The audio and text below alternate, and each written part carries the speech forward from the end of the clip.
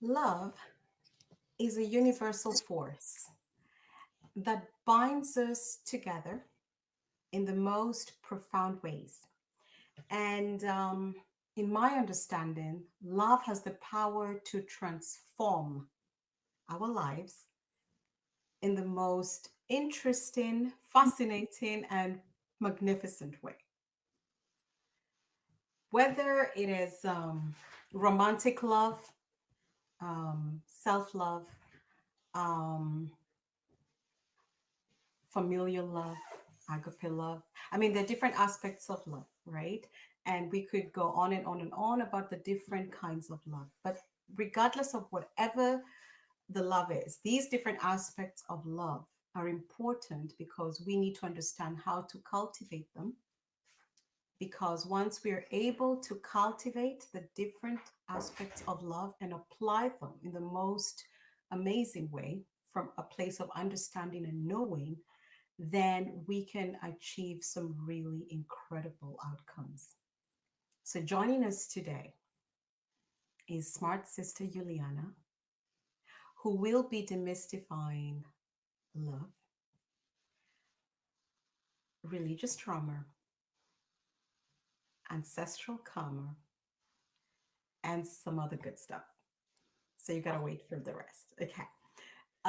Welcome, Yuliana. How are you? I'm good. Thank you so much for that introduction. I actually have been getting so much channel messages about love in general. And one of the things that it has started was right before the lunar, this full moon in the lunar eclipse. And it was a lot of like intense transmuting all your pain, transmuting all of your karma, that inner child ancestral karma was coming up so much intensely. And one of the messages that I have gotten was that it's important to have gratitude and love in every problem that you encounter, especially right now. It's a huge shift happening. So I think we're going there's so many waves of spiritual awakening, right? But I feel like we're going through a spiritual awakening right now where there's a lot of people that are like really mass awakening and they're under it's like really hard to understand, but right now it's getting easier, especially the more people awakening, we have more resources out there. And one of the things that I wanted to demystify was the pain and struggle when it comes to spiritually awakening and not to have fear over having different opinions or even coming out on camera and speaking your truth. So I there was this one thing where I found myself struggling in the beginning of my spiritual awakening was imposter syndrome. So I found that I was like the leader of my family and I had to do everything to like help everyone out.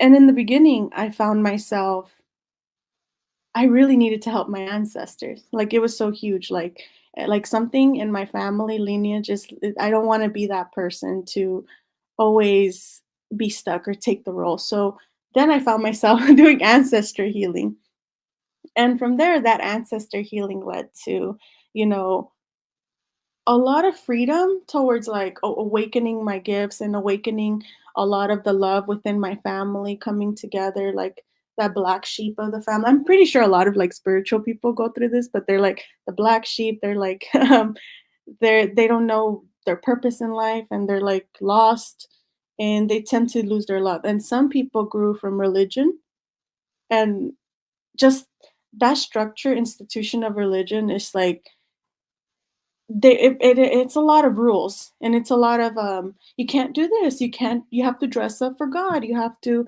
et cetera, et cetera. Because I grew up in the Catholic religion and many people like they have different religions, but there's a lot of structure and rules in somebody telling you what God was saying. So when we say God of love, that's the way I heard that one time. And it was so clear and beautiful, that message, that it was like God doesn't want you to dress up for, you know, him, her, him, them. Like you decide, like if it's God, the universe, source, goddess, but it's still the one creator of love. That is how we should be presenting ourselves to the world.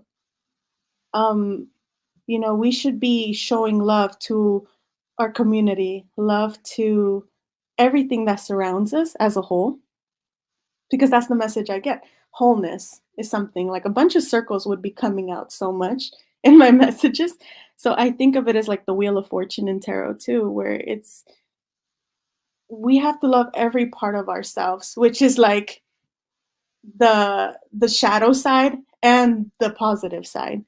Yeah, So and mhm, me and you, I just wanted to interject here because it's something yeah, we spoke about prior to today, which was very powerful. And I want you to share it with our audience. I love to share. I'm not greedy. So I want Juliana to share something she had shared with me briefly, and that is the concept of love as one. The concept of love as one relative to God of love, and how this influences our relationships and spiritual connections. yeah, exactly. So when it comes to love, I feel it. So like our body, it functions. One of our main important things is our heart. I feel that like where that's like I'm like thinking like the powerhouse of the cell. Like, that's what but it's like your powerhouse. Like it's something that pumps blood. It does a lot for you. This heart of yours can like lead to heart murmurs or heart trauma and all of these things, but it's what makes you you. So when you show love to yourself and you show that self-love to yourself, because that's what it begins, like that love within you that will awaken gifts, that will awaken your manifestations, like law of attraction starts working. Because I feel that a lot of people lose themselves within spiritually awakening, or they're like, I want this and this X Y and Z, all of these materialistic things. But when you come from a place of love, or you start healing your heart chakra, which is, I would say, one of the most important things, the heart chakra. I feel that the heart chakra should come first when it comes to healing, and then you'll find that different parts of your chakras start coming out, like your solar plexus, your third eye, your crown, and etc. But I feel that when you come from a place of love, and you start healing your heart chakra, you start that self-love journey, and that's when you awaken so much more, and you start to realize that as one, you know, you start appreciating every little detail in your life. You start to see, everything as one, where it's like everything that spirit's showing you is a message. So when you see someone trigger you, it's a message for you to shift something, so for you to heal that trigger. And you start to see the world differently, where it's like um, nothing really bothers you. And of course, we're only human, so I'm not gonna be so hard on you and be like, you can't feel anything. You have to like it's just love and patience. Because like I feel like God made us human so that we can have this human experience of a bunch of emotions. And it's only normal to have an ego, and I don't think that we should dissolve our ego completely, because that's part of us, but there is an ego in there of Yeah. self-limiting beliefs. Ego has created some of the most incredible artists, some of the most incredible products. Yeah. Ego has created a lot. So, anyone thinking of dissolving their ego, I mean, if that's what floats your boat, by all means, this is your journey, go for it. But you need to research what ego can achieve when channeled in the right direction. But I want us to go back a little bit Yeah. to the religious aspect of things that you were talking about, because you were talking about the rules, how to dress, how to speak, how to behave, this and this, all these different boxes that you're placed in when you're in religion and relative to religious trauma, right? And I'd like you to walk us through how can religious trauma impact someone's individual personal journey, you know and what steps can people take to heal this trauma so that they don't throw the baby out with the bathwater. You know what I mean? Yeah, yeah, it's a good question. So, religion, I feel like I'm not going to completely diss on religion because there is some truth to the scriptures. There's a lot of truth to the Bible and like very different because every religion has their own book of different scriptures of what they found in back in the day. I'm like zoning out on like the but anyways, they there's a lot of like scripture that you can use to heal yourself because there's truth. There's some that has been you know manipulated to Yeah, to and some to books show have up been here. omitted from all books. All books are incomplete. So, yeah. Exactly. So only takes what so that's what you're gonna do. So you're gonna take what resonates as you heal yourself. Because you Mhm. start to you start to use discernment. And you start to feel like, I don't agree with that. Or I agree with this. So with religion, I feel that there was a lot of fear. Like it's very fear based, where it's like, it's my way or no way. So there's like a very high ego when it comes to, they make one person in charge of a whole community. And then there's like structure, it's very like structural hierarchy. When the only hierarchy that should be is just God, like it's number one. And then you have your spirit guides, then you have your gods and goddesses that God places in the world to help you out in the spiritual journey. And then you have your spiritual mentors. But at the end of the day, all as human, we shouldn't practice idealism or like that person is so much better and they have their life together, put them in a pedestal. That's not how we're all only human. We all go through struggles in life. We're all technically the same. What we appear in camera or how we appear in person may be different from how we are like behind the scenes even. And I won't speak for a priest or pastor, but anyways, so one thing that I see that religion does is a lot of like fear and I like separation from and from my own understanding and like personal growing up with religion is a lot of like judgment. It's supposed to help you with judging people, but I found that you tend like there's a lot of in my community or family that we tend to judge each other and we start talking bad about each other right after church. So that was one thing where I was like, I really loved like when they spoke about God. Like I love the little like Bible studies that they have, like any like Mary, like still with me, Virgin Mary. Like there's a lot of like spirit guides like Saint Michael.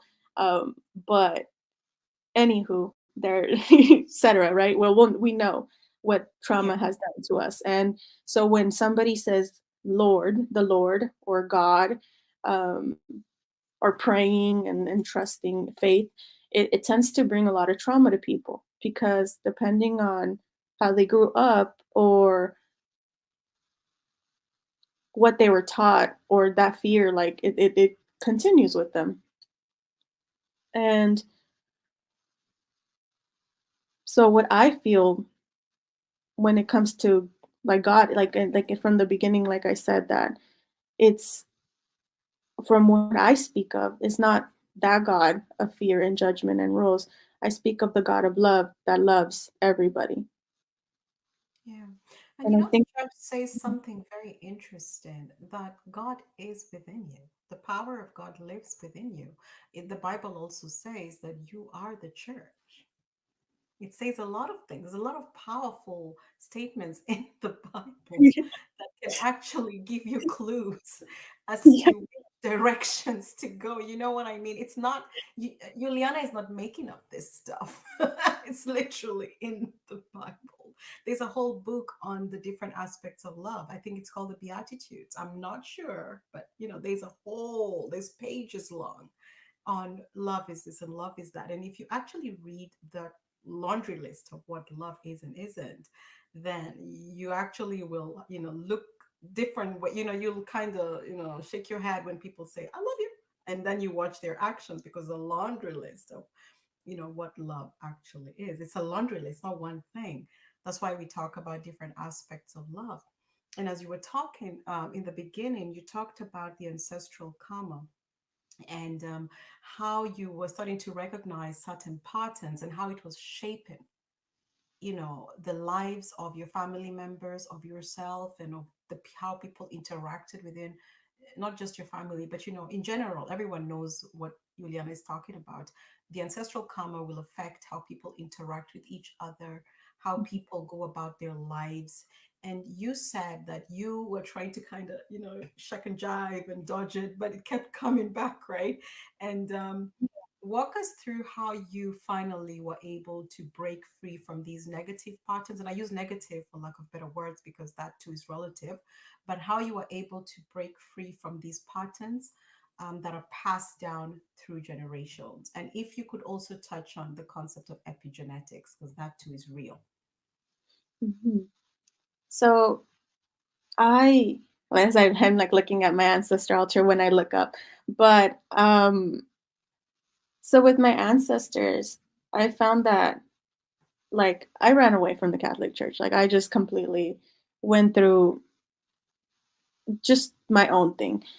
And I got sick in the middle of everything. And then my sister out of nowhere comes over and she's just like, you should see, because this is the, I'm talking about before I found my ancestors and altars work and everything. But my sister was like, you should see this, um, you should see this, like spiritual person, like, I would say witch and everything, hoodoo, like she's a hoodoo practitioner. And, um, and I love her. She's like also one of my spiritual mothers, but, she I felt this drawn to her, and then I just kept thinking of like my family, like the like I want to break this cycle, this generational cycle, like because you know how we think of it, like I went to college, so I was like first gen of everything, like to break every type of cycle, but I was like I don't want it to just be me. Like, I want this to continue even for, like, everyone of all my family, no matter if they judged us, did us dirty, but, like, that is truly what I felt in my heart.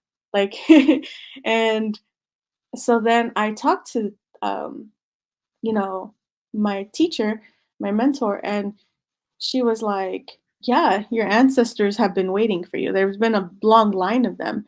And I think like you will know that it's time for you to heal your ancestors. How And will we know?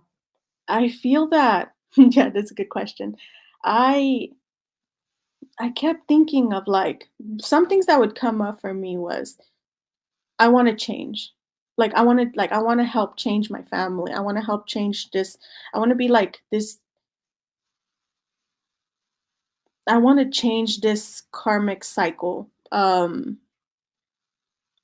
And it all comes with like again the term first generation, but like that's what would come out so much like in my head in the beginning, where it's like I'm tired of seeing my family and like repetitive cycles of what I do, and that and then this conversation also leads to like cycles of your inner child, teenager, and adult life, but from the ancestor, that karmic lifestyle, I felt that I would be observant of like my mom, the way she would be.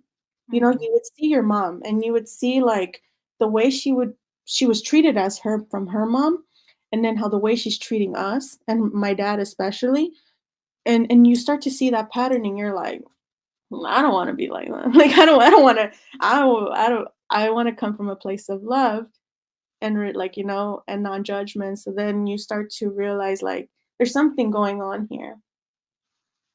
So then you find out ancestor work, because a lot of like I see it in a way too, like as I'm channeling, like we chose to be here, right?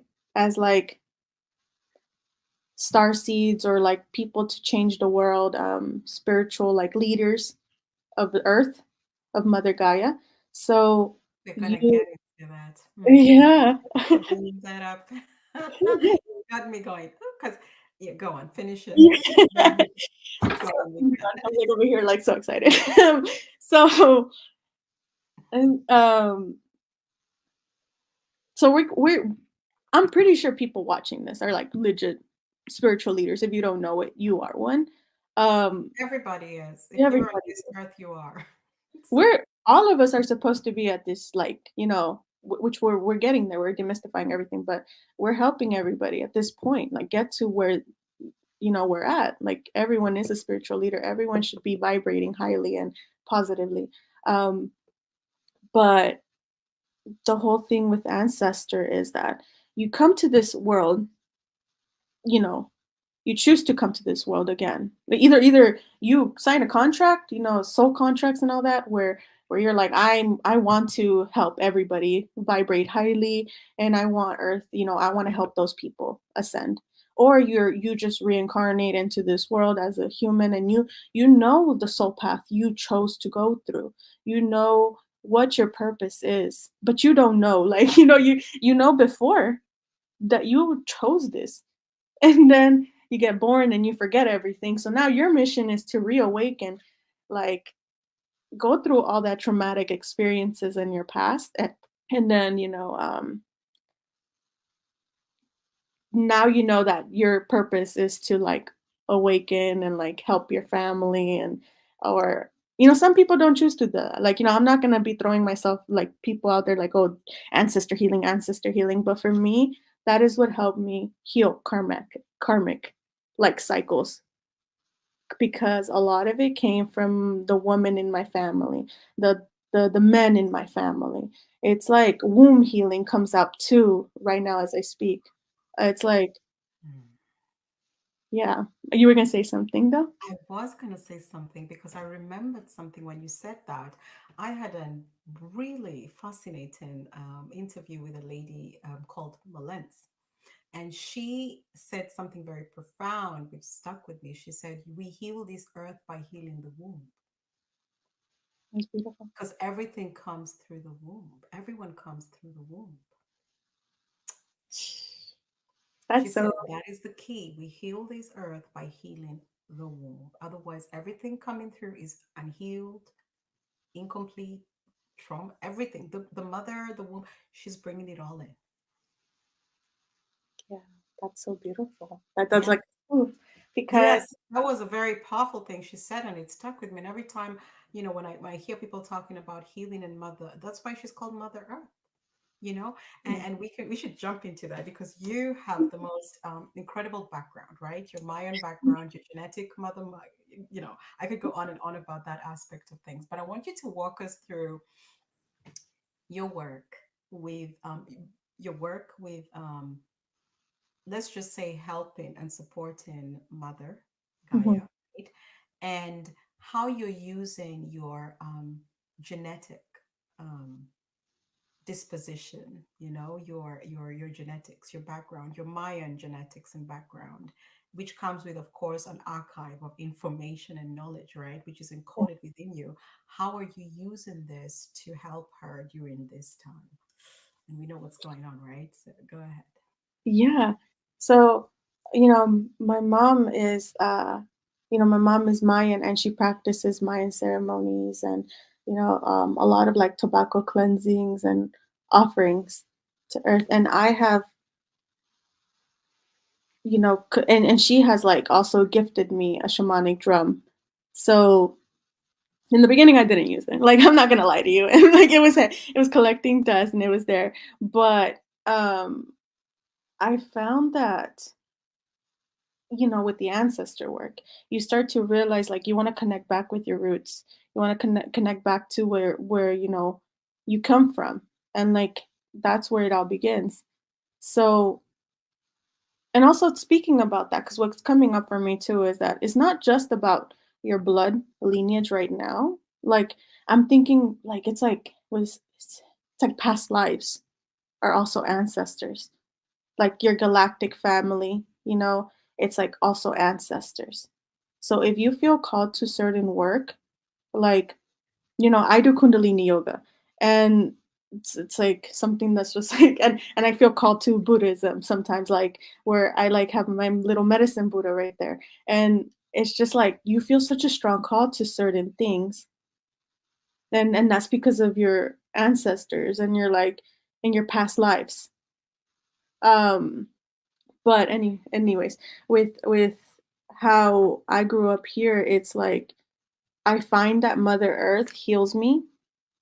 I give offerings, when I can, and with like tobacco or mugwort. I've been like because I have another beautiful spiritual mother mentor, but she has guided me too with healing through earth, and this is something that like I need, I struggle with too. So I'm gonna be like real and transparent. But grounding work is so important for us too, where we put our feet in the soil or even walk through earth. Even playing music through the drum is beautiful. Like that's one way to connect with earth as the heartbeat and the heartbeat of earth. And there's one thing too where it's like also your menstrual cycle. Like you can heal Mother Earth through that too. I don't know, maybe well, it should be everybody. But like as a woman, like I actually like love like when like my cycle comes in. I feel like it's a beautiful moment to heal. Like I think that's how I see it. A lot of With women have been taught to hate their menstrual cycle. Mhm, It's demonized, and it's made to seem unclean in some cultures. I remember many years back, when we were on Her Story too, we did a show on menstruation and the taboos. We did a whole show on taboos of menstruation. It was incredible how many cultures to date would make women go and sit in a hut somewhere when they're menstruating. Some women cannot enter the kitchen and touch food. And, there's a lot of taboos and stereotyping and shunning of a woman when she's menstruating, and it's quite interesting because it's a nurture, it happens. It's part of her, it's her life. But in some societies, women have to go through some really, yeah, mhm, horrific experiences. So I can understand if those women don't think it's a beautiful thing because of, again, the trauma and how they're treated, and they're like, oh, it's mhm, that month again, I gotta go to the hut. So they don't know that they are actually coding their body with a negative connection to the menstruation subconsciously, but the culture, the traditions are actually responsible for that. So it's good that you brought that up because there's some women who are listening who might think of what you said as, menstruation is a beautiful thing, as, they might think of it differently. But, I'd like to invite you to consider what she's saying, because maybe your culture, your traditions, the trauma, how you were treated might have influenced how you relate to menstruation. Of course, there are also health aspects of it that could also influence how you relate to menstruation. But that's a really it's a really valuable input that you shared that. I think it's so important, especially at time as mhm. now. And Yeah. to our listeners, today is April the fast. So we've been a little bit naughty. Because some of you may call it April Fool's Day. And some of you may call it New Year. Oh my But god. as we were having a little chitty chat, we were being naughty. Myself and Yuliana were having a little chuckle about today. And Juliana mentioned something very interesting, and that is the new year, using the new year, which begins today in our world, to transform. So, Juliana, can you explain the significance of April the 1st as the new year of transformation, and how we can harness this beautiful, whatever is going on in this beautiful day. And I say harness because I know you're going to go into some really interesting stuff, right? as I talk, That's why I'm saying how we can harness this I feel for, it. for transformation. And I might add, because I know I have a little bit of an insight into some of the things she shared with me, and renewal. Yeah, like it's just I talk and then I feel like oh, but remember to say this, remember to say that, and I'm like okay, but um, anywho, so April 1st. Technically, the spring equinox would have been considered like the astrological new year in Aries. When Aries came up, that was the astrological new year. I do feel like April 1st is gonna be very healing for a lot of people. A new year in a way where everybody's gonna start to get their stuff together. They're gonna they're gonna start to really dig deep down into their shadows because it's so I was like meditating yesterday and like thinking this morning, how is it? In spring equinox, like and everything, you're like, I'm ready. I'm ready to get back in because Pisces season was so dreamy and like it got you so like I didn't want to do anything. I didn't do anything honestly. I was like super into like my imposter syndrome. I don't know what I was gonna say. And then Aries, I was like I have like epiphanies and everything. But and and then now that you're so excited, and then they're like, spirits like, hold the brakes. Like they put the brakes on you. Because look, we have Mercury retrograde Hmm. and we have the solar eclipse. Explain Mercury retrograde, because I think that is something that needs explaining. Because people just say it's Mercury retrograde, it's bad luck. Computers, technology is going bad. But I don't think there's anything that is just one way. Yeah, you're right. You know what I mean? It Yeah, can't all just be one way? There must be another aspect of it? yeah, Hmm. yeah.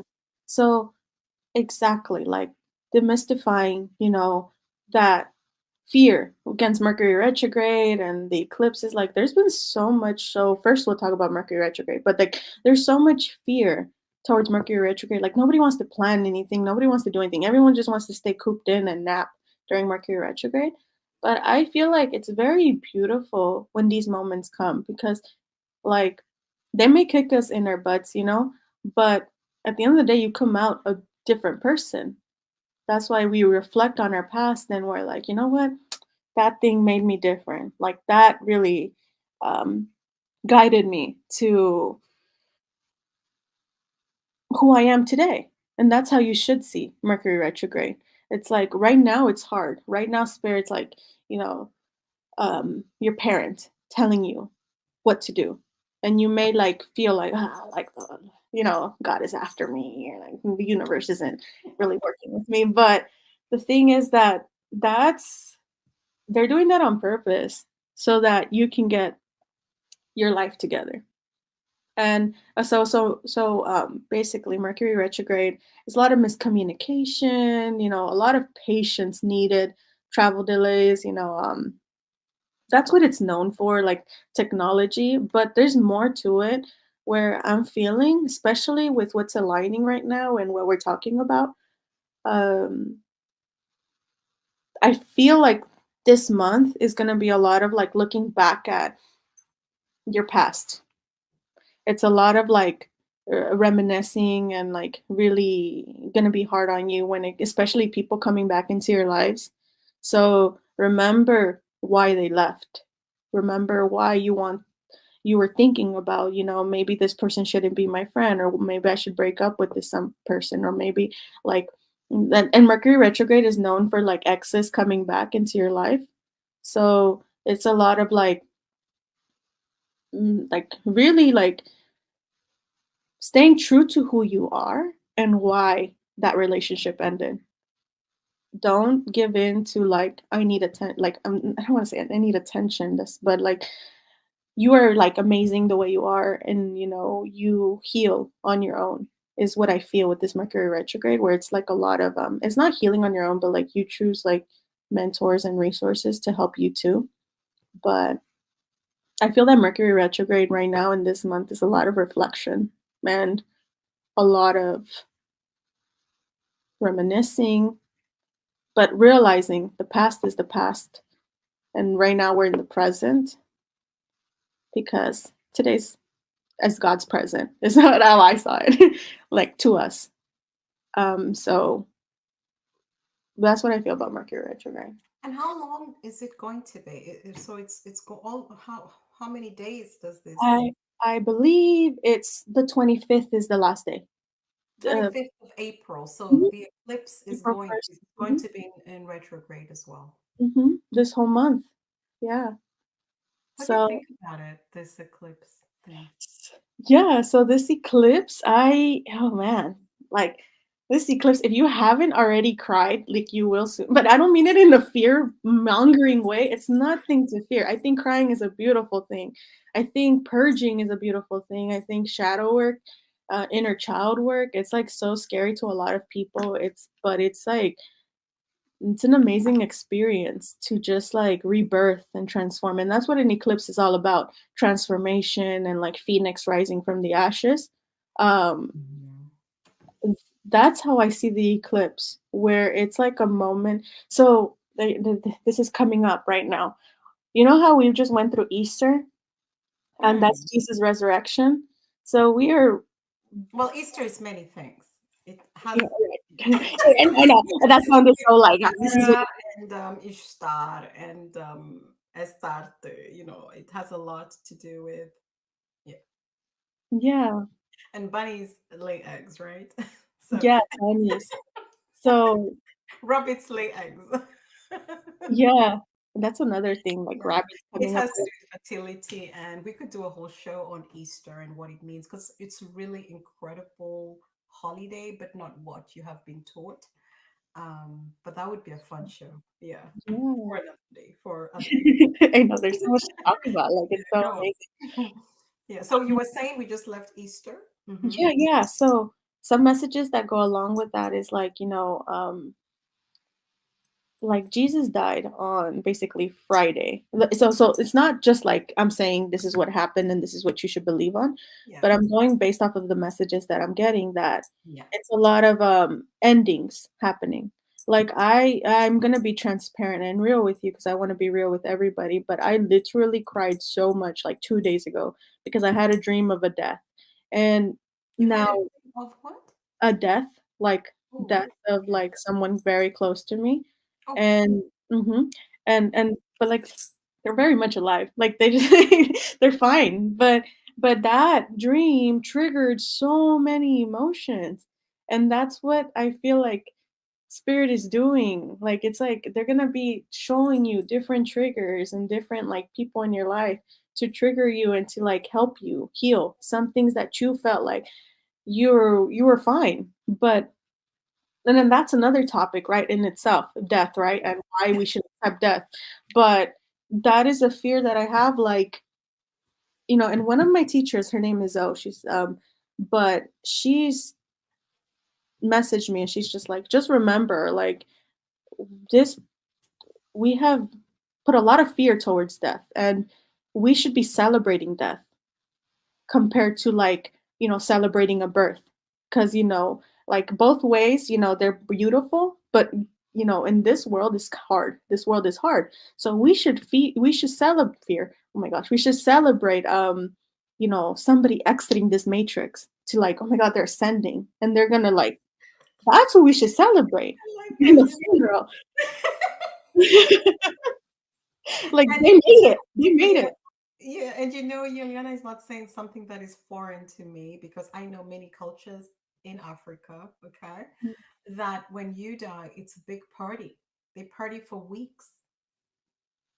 It's a week-long party, literally a party. So if you went to the funeral, you'd be like, and you are maybe a Westerner, you'd be like, what is going on here? Because there's music and people are partying. It's like they throw a party for the person leaving. And it seems strange to other cultures, but there are cultures that celebrate you um moving on, you know.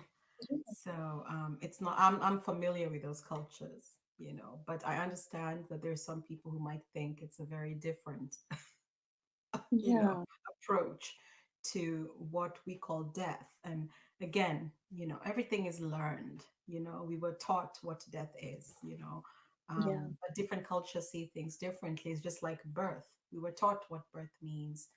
Just like birthdays. A lot of the indigenous people, they don't celebrate birthdays. They don't know their ages. It's something Mhm. they don't do. So, you could be telling somebody who's 110, you would never know because she's not counting. You know, Right. they didn't have birth certificates.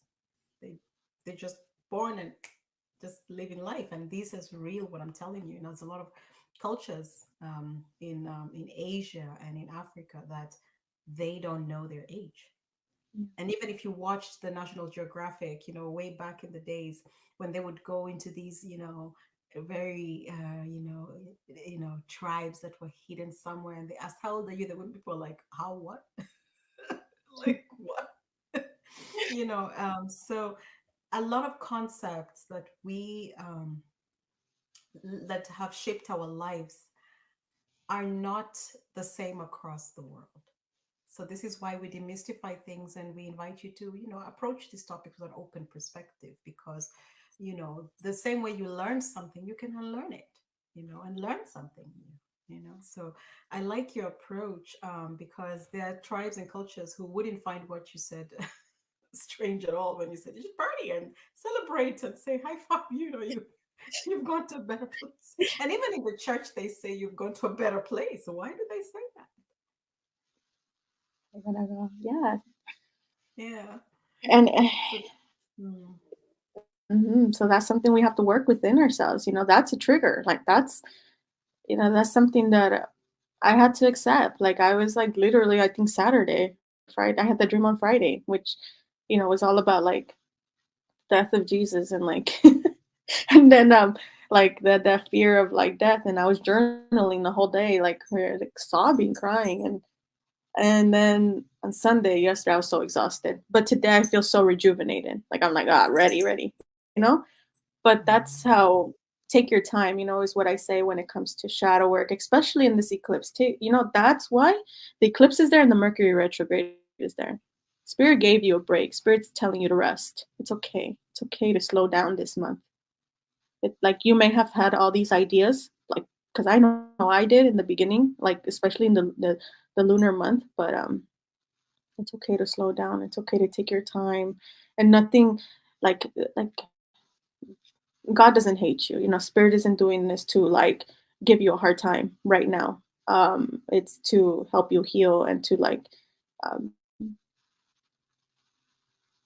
more like give you a blessing and healing. Yeah, that's what I say. yeah. And you seem to have a lot of knowledge of, about astrology, right? And maybe you can tell us what astrology can offer, or can astrology offer insights into our personalities, our relationships, you know, you know, our life, our life paths, um, or should we just believe it's woo-woo stuff? Because these celestial bodies, people will tell, this is in alignment, and this is this, and this is this, and it's really foreign language to me, to be honest. Yeah, you're right.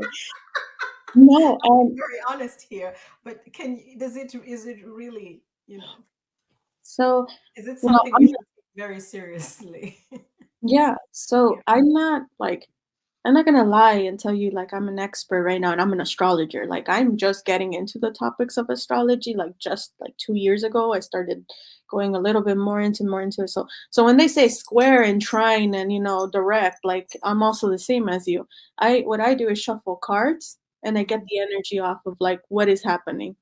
Hmm. So but I do feel that astrology has a huge like um can benefit someone a lot when it comes to healing Hmm. because even whether you know it or not, like let's say you don't believe in astrology and like for example somebody out there, a lot of things that happen in your life align so well with astrology, it's crazy. So it's like more of like the way I see astrology is like tarot reading, where it's like it won't predict your future entirely, but it can help you like navigate your life and maybe change an outcome that could have been worse. So So using understanding the how the celestial bodies move and work and how astrology, you know, yeah, yeah. plays a So role in your life. yeah. So healing yourself. So there's, you know how you have your, I don't know if you know this part, but like you can look at, and then I give this resource, but you can go on astro.com and you can put in your birth year and all of that stuff. And you can find your sun, moon, and rising, and then Venus, Mercury, et cetera, et cetera. And you can use that, your chart, to heal yourself. You could be like, okay, like, Can you use that chart for other things other than healing? Just no, yeah, you could use it for everything. So like mm, Venus is love. So what how you love yourself, how you show love to others. Mercury is how you learn. Let's see, Mars is like your passion and like and sometimes anger. Jupiter's your prosperity, how you're going to make money. That's like how you know, people use astrology for like your soul mission and your soul purpose if you're lost. Um mm. so there's so I definitely recommend like speaking with an astrologer if you want to really get deep into like your like if you want to use astrology and that's what's calling to you, like that's yeah. Like I'm learning, but I'm not like I can't really I can read cards for you and tell you like that's what I do. But astrology like that, like oh man, I give respect to those people because I'm learning and I'm always like, oh my head. And I think that's why everyone has their thing. You know, we all came Yes. with a unique purpose. And Mhm. if you're listening to this, you don't have to pay no mind to astrology if it's not your thing. There are Yeah. other ways to navigate life, you know. Do whatever floats your boat because you will really know what your purpose is by your calling, like you said, and the things that are drawn to you. And also, I think, Juliana, the things that irritate you the most, I've learned, are also your calling. You know what I mean? Because Exactly. they keep pulling your attention, you know, grabbing your attention, kind of to, nudge you into looking at this. You know, it has usually that also offers some clues. What do That's you so think? true. No, no, when that is like kind of like that was like a was mind blown with what she said and inspiration because I actually I got into ancestral healing in the beginning, but what I did first was move like 6 hours away from my family because I couldn't stand them. And like I was like, let me see, the more I get away from them, the better life will be. But ooh, Kim, everybody came through. The ancestors are like my family. Like I'm more connected with my family now than I ever was, you know, in my whole life. So you're right when you say there's some things that like you find hate or like, you know, something triggers you or you find sadness is like, you know, spirit's really like pointing that to you. Yeah, and I'm saying this because I hear the message out there about, positive, feel good, and if you feel good about it, if it makes you feel good, it's for you. And I'm thinking, Mm, there's other things also that are for you that may not feel good, but there are gems in there. You just have to walk through. You know how they say you walk through the tunnel and then you come into the light. You have to go through the tunnel so don't ignore the things that make you uncomfortable because sometimes that too is a message. There's messages in everything. There are no coincidences. You don't meet Yeah. anyone by chance. Usually there is a reason. Um, and Juliana, thank you so much for joining us today. I have had an incredibly fun time learning all these different concepts and perspectives, and thank you for demystifying some very heavy topics. you know, I know when people hear ancestral karma, they'll be like, "Ooh," the church they call it generational curses and ancestral, um, curses and things like that. But um, do you want to share anything about that before we leave? Because I know you're a woman of faith as well. You didn't throw the baby out with the bathwater. And I know all kinds of people will be listening to this. So maybe you have something to share from a different perspective.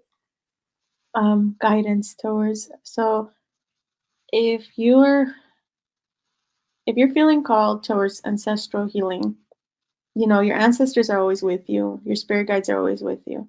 So I think right now it's just to, you can call support towards them, you know. I feel that, like, asking for protection from your angels or spirit guides or whoever you feel called to. And if you're still lost, like, you know, you have so much support system. Like you can contact, I mean, I don't want to put your name out there, but you could contact us, you know, if you ever feel like lost in the spiritual journey. You know, I have my information down there, but Yes, yes, yes. Juliana, thank you for reminding me. I must add that all Juliana's information is in the description.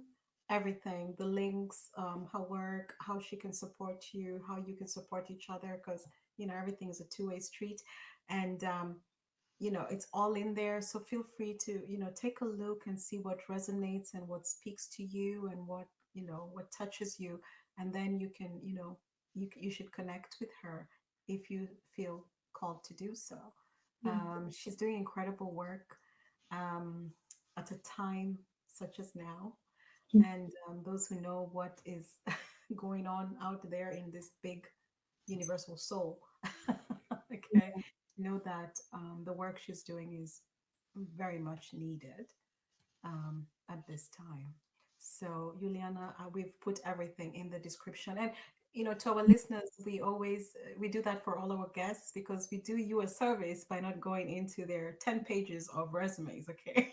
and Because we like to go straight into the share. And can Yes. I speak a little bit on, like, the resources just really quickly? Yeah, Um, go ahead. so people are not just like, "What is this?" But the alchemy of self-love is something that all the resources that I provide are people that I trust. Like, my mentors and teachers have put their love, and they have a lot of faith and, like, I don't just put anyone's work, but, like, my teacher Zoe, she made this alchemy of self-love, and it's, like, really helping you with kundalini yoga and meditation that really supported me when I was struggling, and, you know, that's a conversation of another time, but, like, that's huge help. That if you feel called to it, like, you know, what Faith is saying, then you could look at that. There's also a journal that my other mentor did that she's is a shadow work journal. I was called to put that there too. So if you feel like you want a book that gives you questions because you don't know where to start, you can start with that. I also, if you don't have the finances, like right now, I provided some questions that can support you in this journey right now as we um just simple paper and book. And and if you don't know how to heal, like, you just write down. I'm very true in journaling. Like, that is how I heal, journaling and writing my emotions and crying it, and then putting it in my altar or asking my spirit guides to help me as I'm, like, writing it down. So I provided questions that can support you in that journey, and also everyday journaling if that's what you want to do. Um, I think that is it. Yeah. Yeah, that was beautiful. Yeah, yeah. Yeah. Thank you for doing the work that you do. It's so much needed, and just thank you. And I know the mother thanks you as well. When I was talking to one of the previous guests, and we will not go into this because this will be a whole other show, but we briefly touched on the different names of the mother, because I was like, why do we call her Gaia? Because I know some people call her Tara and some people call her Tiamat, and there's so many different names for her. So I don't know if you have the answers to this, because I will ask everybody who's working with a mother why they pick the name Gaia. Why do you pick the name Gaia and not Tara or Tiamat or all the other beautiful names that others prefer? So what I'm hearing is, like, the way I feel that Mother Gaia, the way, like, how we say, um, I think it's how it resonates with you, because, you know, I feel that because the way I see, like, God, the source, the universe, the way I see it, but it's still like that one. And I feel like Mama Gaia, like, she supports everybody. So, like, so I feel that it depends on how you resonate with her love with Earth, is how she'll appear to you. That's what I feel. So what's So why people pick different names? It's how she shows. because one of my other mentors, she taught me shamanic drumming. She recognizes as Pachamama, you know, and Pachamama? Pachamama, and like like Gaia and Mother Gaia. So it's like it there's no right or wrong way. I would say it's just kind of like how it resonates with you. I think Mm-hmm. that she has multiple names because of how long she's been here, you know? Um, that's how I see it. Where Mm-hmm. and I think each itself has their own like a spirit and benefit. Because you know, Mm-hmm. this world is so like there's no like this world is so infinite. Like Yeah, it is. It's I complex. yeah, but Yeah. it's Yeah. interesting because I Thank you. know her as Mama Gaia. Yeah, yeah. So thank you.